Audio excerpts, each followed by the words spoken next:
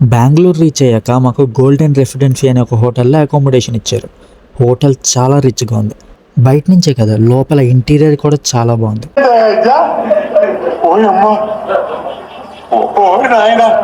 Digital లాక్తో open అయ్యే door ఉంది. లోపలికి వెళ్ళిన తర్వాత spongy bed, TV, AC, washrooms కూడా క్లీన్గా ఉన్నాయి. కాకపోతే వాటర్ ప్రాబ్లం ఉంది ఆ హోటల్లో.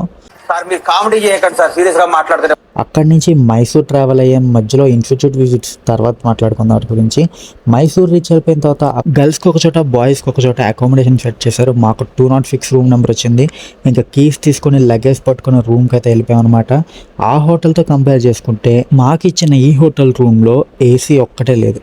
మిగతావన్నీ సేమ్ టు సేమ్ ఆ హోటల్లో ఉన్నట్టే ఫెసిలిటీస్ అనేవి చాలా బాగున్నాయి. కానీ అక్కడ ఉన్నట్టు ఇక్కడ వాటర్ ప్రాబ్లం అయితే లేదు. నాకు తెలిసి మా బడ్జెట్లో ఈ మాత్రం రూమ్స్ రావడం వర్తే.